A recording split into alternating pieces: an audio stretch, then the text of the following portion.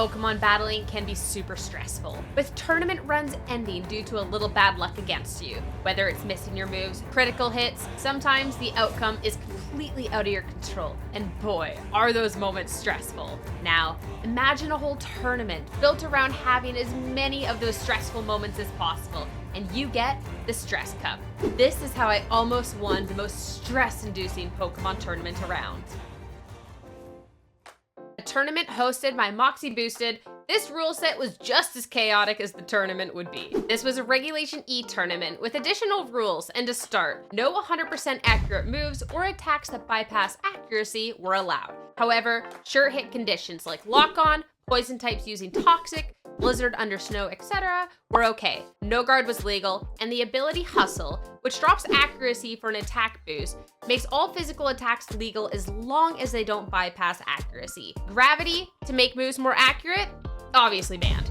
Status moves that were 100% accurate as listed in move description, such as Taunt, were banned. But status moves that do not have accuracy checks but target the opponent were allowed, making things like Yawn and Perish Song legal. Finally, the only items you could run were Bright Powder, King's Rock, Razor Fang, Star Fairy, Blunder Policy, Quick Claw, Scope Lens, Razor Claw, or Focus Band. As stated under the rules, the seemingly inconsistent rules are what makes this more chaotic. This was gonna be fun.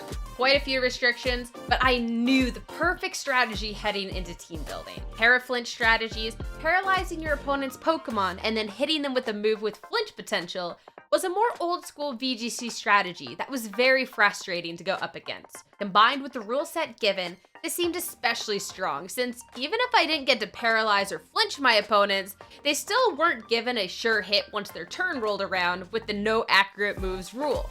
Nice. So Thundurus and Garchomp were the first two Pokemon on my team. Now, another way to use Rock Slide was Tyranitar, but going into another strategy seen in the past, we specifically wanted the Sand.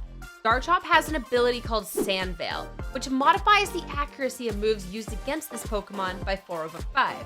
Then, as the final cherry on top, I threw Bright Powder on as Garchomp's item of choice, which decreased the opponent's accuracy by a further 10%. So now they had to get through Paralysis, Flinch, Bright Powder, and Sand Veil to try and take down this Garchomp.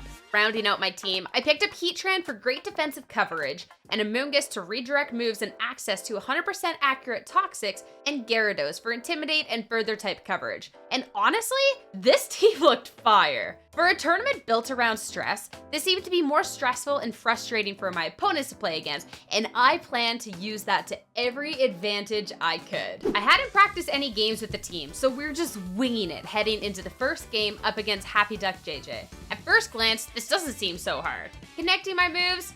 Easy. Yo! I'm different!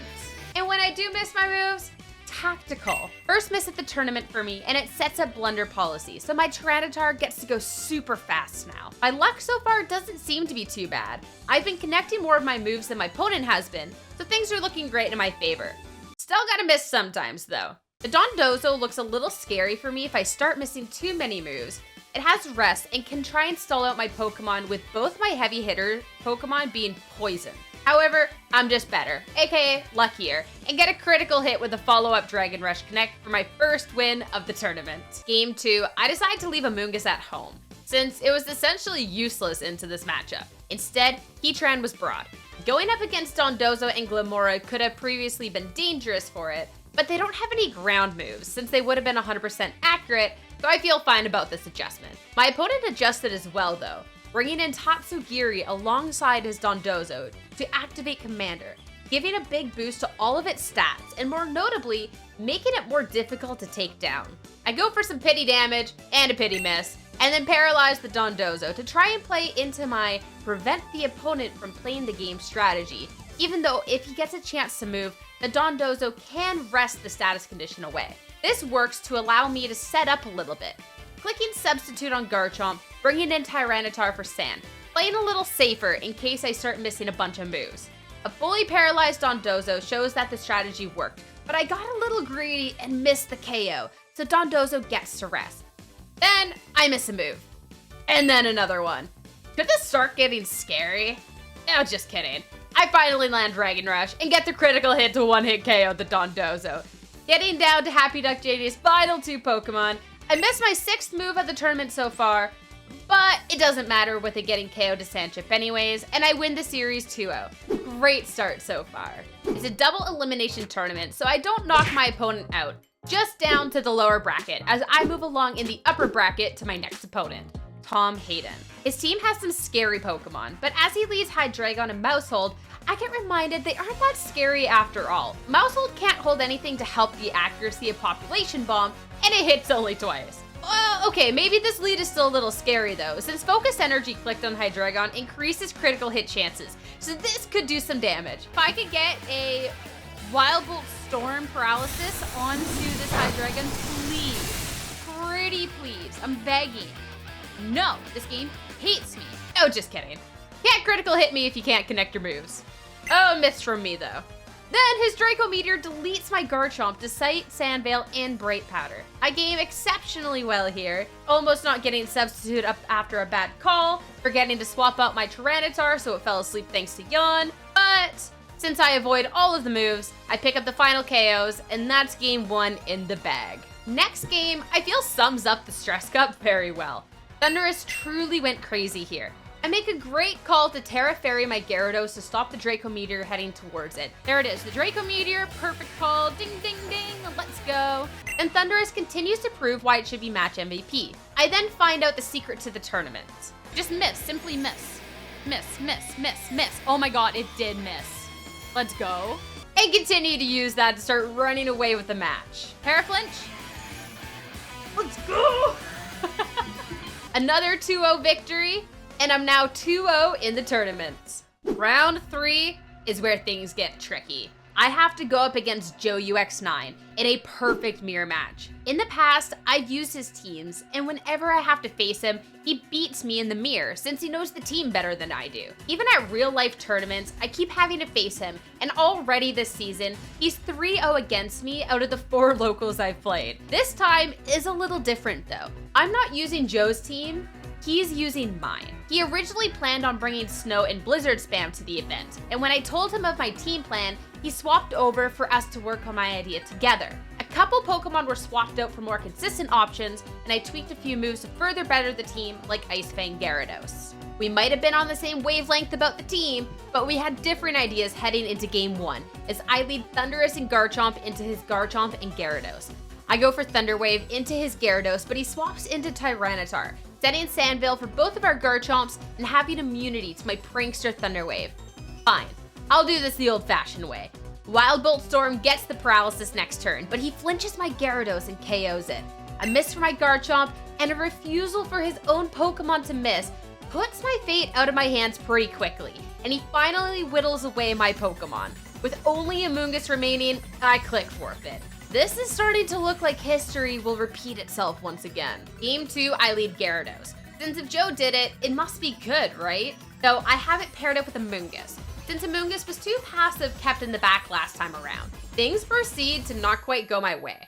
I get flinched, but a cute little Amoonguss KO makes it so I'm kinda still in this. After a double KO from Joe though, I think I'm about to get absolutely rolled. But this is the Stress Cup after all, and nothing is quite for certain. I start connecting my moves and deal massive damage to his Gyarados with a critical hit. Then Joe starts missing his moves, allowing me to get some much needed momentum back. Tactical miss here. Remember when I said this was a perfect mirror match? That includes all of our speeds, so it'll always be a 50-50 on who gets to go first with their own Pokemon. My Garchomp thankfully decides to move first, but I just barely missed the KO. Joe double misses his moves though, which is arguably worse. Skill issue, I guess. So I clean up the final 2 KOs and we're now tied in the set. It's time for game 3 and neither of us wants to be knocked down into the lower bracket. I steal his Garchomp and Gyarados lead, and he switches it up a little bit to have Heatran to start things out. Terras come out on both sides, and I think I'm clean with it by setting up Dragon Dance to win the speed tie, only to find out he pressed it too. I don't have to worry about the speed tie though if I just win it outright, and it pays off huge. My Gyarados goes first, I flinch his Gyarados, and things are looking great. I then double connect Rock Slide to KO his Gyarados and make the call. Let's just go for the other flinch onto the Heatran too while we're out it, honestly. Super base. Thanks, game. Thanks for looking out. That's a pretty cool one. If you call the flinch, you get it. By the way, that is in fact how this goes. At this stage, Joe is down to his final 2 Pokemon. Thinking there is no way he lets me Ice Fang to KO his Garchomp freely, I double target into his Heatran, which he clicked Protect on for the 2nd turn in a row. Only a 30% chance to get, and he successfully gets it? Not only that, he didn't protect his Garchomp, despite the fact an Ice Fang from my Gyarados would have absolutely cooked it. He sets up Substitute, and what could have been a secured win now turns into a nasty endgame. I missed the Garchomp not once, but twice, which is super annoying, and really proving to myself I had a great strategy concept creating this team. I also hate myself in this moment. Magma Storm did free just in time for my Gyarados not to get KO'd. Oh my god, I'm not dead! Which is lucky timing on my end. Luck I needed. I need a bit more of it though going on forward. I lose my Garchomp on the same turn Joe's Heatran finally drops the Sand Chip behind its Substitute. And at first glance, this 3v1 in my favor looks amazing. Diving into it though, this isn't quite as great as it first looks. Remember, this is a Sand Veil Bright Powder Garchomp. Pretty high health, hidden behind Substitute. My already inaccurate moves would be even more inaccurate, and there was definitely a way I could lose this game. I feel a bit better as the sand ends, but a KO on my Garchomp makes it harder to break through sub, and it forces my Tyranitar back out to set up sand in Joe's favor once again. And of course, my Heatran had missed its Magma Storm too. Great. And if you thought that was bad, boy, you're not ready for what happens next. Joe's Garchomp must have a score to settle and flinches my Tyranitar from Rock Slide. Though I do get to connect a Magma Storm to break Substitute, which is the first step in taking care of his final Pokemon. I connect a high horsepower, and Heatran goes down to low enough health to get a Star Fairy boost, boosting its defense. My newly bulky Heatran then misses Magma Storm. Again. The defensive boost does help Heatran survive next turn, as Tyranitar puts in work, bringing the Garchomp down low. Don't know why the Heatran surviving matters though, as I finally click Heat Wave just to miss that instead. This Garchomp is so low, but I just can't connect my moves, and Joe isn't missing anything. Heatran finally gets KO'd, and frankly, good riddance. It wasn't hitting moves anyways, only Tyranitar has been putting in work. Uh-oh. This is getting scarier by the second. I get Blunder Policy for increased speed to outspeed Garchomp next time, and hopefully put an end to this nonsense. First, I protect for the final turn of sand, so Sand Veil's no longer an issue. Come on, please, please, please, please, please. No! All right, please miss, please miss, please miss, please miss. Oh. Now for the final attack to close out the match. Easy, just gotta land my moves, huh? With that win, I remain in the upper bracket and I'm one match away from making it to the grand finals. Life is looking good. Very stressful, but good. This is fine. Now I get to move along into the upper bracket finals, facing off against Himmy Turner. He was also running Dondozo, but a few other very powerful meta threats, leading Iron Bundle and Chi-Yu to start off game 1. I'm instantly terrified of this Iron Bundle and a potential Icy Wind into my Garchomp, so I tear it into Rock type to start the match. Then Himmy not only clicks, but connects Hydro Pump right out of the gate, deleting my Garchomp in one shot. Iron Bundle is considered such a meh Pokemon sometimes, due to relying on Hydro Pump accuracy, but this Iron Bundle is a menace.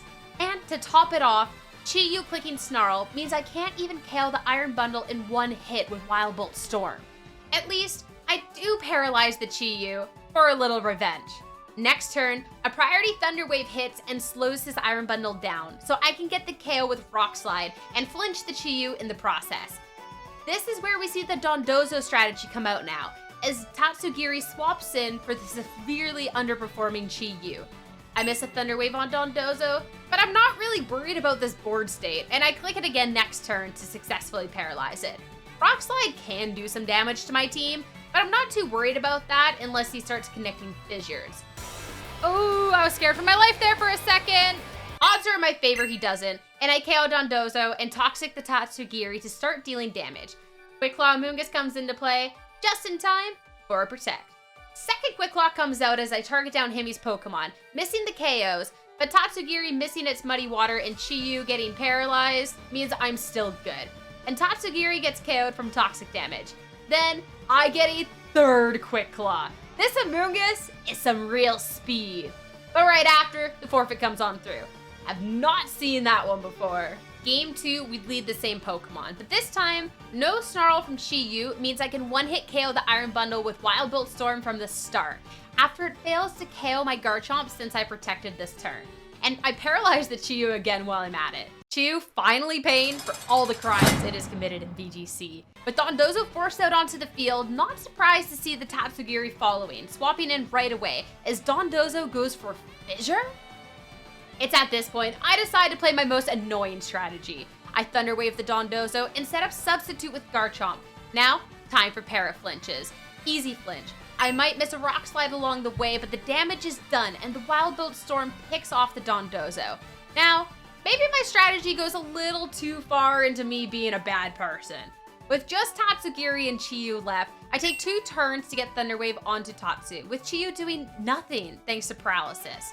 I lose my Thundurus, but it doesn't really matter. I click Rock Slide, but misses or not, Himi is about to have the worst luck. Chiyu doesn't get to attack, Tatsugiri misses, Chiyu still does nothing. The final straw is after I KO the Chiyu, the Tatsugiri misses Muddy Water on both of my Pokemon, and Himi ends the streak of bad luck with a forfeit. I know I've not been the luckiest, but I haven't been that unlucky so far. It's time for the grand finals, and going up against Adi, I've got 2 opportunities to win this thing, as I had an upper bracket run, so my opponent has to beat me to reset the bracket before claiming a real victory. My feelings on this are a little mixed. Oh my god, it's a bracket reset. That's a very good case scenario for me. So if Adi wins, there is a bracket reset. If I win, I just win because I went through uppers and he went through lowers. Oh my god. This is about to be the most 4 miserable games of my life. His Azumarill and Hisuian Arcanine lead proved to be one of the reasons this team's a bit difficult to beat, as these are very strong Pokemon into my team. I miss a Rock Slide, and Azumarill makes certain I know of its strength. And with a Howl from Arcanine to raise the attack of both their Pokemon, Azumarill gets a one-hit KO with critical hit Play Rough onto my Thundurus. So much for my try and para and flinch everything strategy. Aquatail proves unreliable as well, but I get the Rock Slide flinch here at least. And now here's a flinch I need to hit. Cresselia, having swapped out onto the field, can set Trick Room and make this game very painful. This is the first time I've actually felt stressed. I'm not even ready like that inaccurate of moves. Like Rock Slide, like Aquatail is 90%. I go for Ice Fang to try and have a chance to freeze, to flinch, anything. Miss. Trick Room gets set and things go downhill fast. Garchomp gets KO'd, and even though Gyarados avoids Thunder, it's about to suffer a much worse fate. Azumarill clicks Perish Song, making it so all Pokemon on the field perish in 3 turns, and with me being down to my final 2 Pokemon, this spells doom. Since it bypasses accuracy and isn't a damaging move, it's legal in this tournament. In this moment, I really wish it wasn't. A few turns later, this match is officially lost. This is where things start to get better for our hero, right? Well, I have news for you. I swap leads, but don't swap my missing ways. Rock Slide misses Cresselia. I go for Paralysis to try and have some RNG in my favor since I can't outright KO this thing, and Cresselia sets up Trick Room anyways. And right when it looks like things might not be so bad, and Cresselia gets paralyzed, I miss Aquatail. And then my Thundurus gets flinched. And then Thunder connects to KO my Gyarados. And then I miss Heat Wave onto Cresselia. What even is this luck?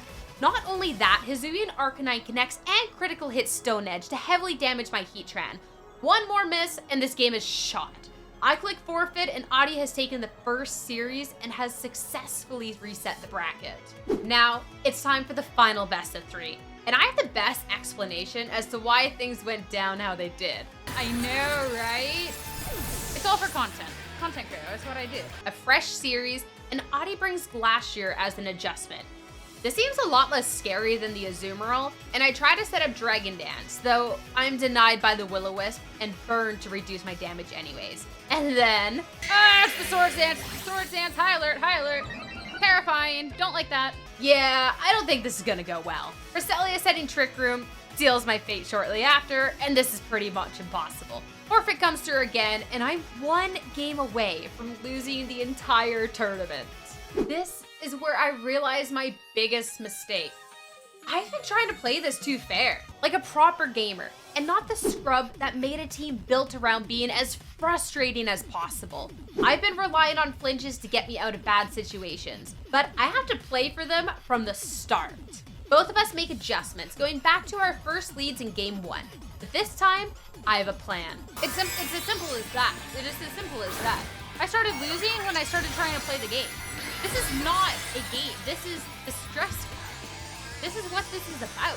The turn starts out disastrously for me. A missed Wild Bolt Storm, and my Thunderous suffers a painful fate, getting one hit KO'd again. I'm not worried at this point, though. But you know, that's fine, because we got our T-Tar, and you know what now we have? 2 Rock Slides. Bam! Double the chance to be flinching there. All right. I am starting to kind of hate Rock Slide and my poor luck. For the love of Arceus. just flinch it. Oh, I'll take it. And now for the ultimate strategy, one of pure skill. It's Rock Slide flinching time. All right, we get the double Rock Slide into Cresselia now. All we have to do is flinch it. All right, I believe. Come on, let's flinch. We're at the double connect. That is 2 times to try and flinch it. Let's go. That's it. See, it was all for the content. It was strategized. We look like we're down. We look like we're out. But no, this is the moment that we just flinch. Thing in sight. Missing? Simply not worried. Cresselia flinches for the 3rd turn in a row, all thanks to Garchomp. Tyranitar has been kind of useless. Cresselia finally gets Trick Room set up, but I'm a lot better positioned for it this time. A Mist Thunder on my Gyarados is definitely needed, and I click Dragon Dance with Tyranitar to start putting out some more pressure. Adi doesn't like Tyranitar attempting to do anything, so a move into that slot brings us down to a Pokemon count of 2 versus 2 in Perish Song range. But I'm way better set up for it this time. Final turn of Trick Room now, and a lot of times I'd look at double protecting to wait out this turn. But with the threat of Perish Song and Lunar Blessing, I take my chances and attack anyways, not wanting to let him get an advantageous turn, and it pays off huge for me. Damage bar is so low, Trick Room ends, and he has no way to stall out to his Perish Song win condition. All right. Go! Let's go! Game 3, baby! It all comes down to one final match for who is going to claim the title of Stress Cup champion. And I'm feeling all right. Arceus looking up for you out there. You hit those rock slides, get those flinches, you know? I do change things a little bit though. Thunderous keeps getting KO'd first turn if I lead it. So if I won essentially a 3v4 last game, if I bring a different Pokemon, I should be in a better spot, right? Well, Tyranitar seems to straight up hate me at this point, and with Audi Intimidate cycling to weaken any damage output I have, if I ever connect a move in the first place, things already look a little tough. Trick Room goes up, and I try to keep the pressure on, but it's getting difficult at this point. Audi has done a good job in building a team that has consistent options, and my Pokemon were taking a lot of damage while he kept healing up, eliminating what I was doing. The game I won, it was so important to delay this Trick Room, but as it expires, Cresselia is able to get it set up again with no problem. Ice Fang Threes is a little funny, but also a little too late. With speed advantage on his end and no good swap-ins, I try to find a way to survive through the twisted dimensions, to no avail. 2 more Pokemon KO'd, and down to a 4 HP Gyarados, and the final bit of salt to rub in the wound, another freeze way too late, and the instant thaw. With Gyarados finally getting KO'd, it's been done. 2 attempts to become the Stress Cup champion wasted away, and Audi claims a first place spot. I might have gotten second place, but this was still such a fun tournament, and I have a couple key takeaways. Perish Song, still super annoying to play up against. Tyranitar, cannot rely on it for anything. And lastly, I heard if you sub to the channel, all of your moves have an increased chance of landing or getting a critical hit. Thanks so much for watching, and I'll see you next time.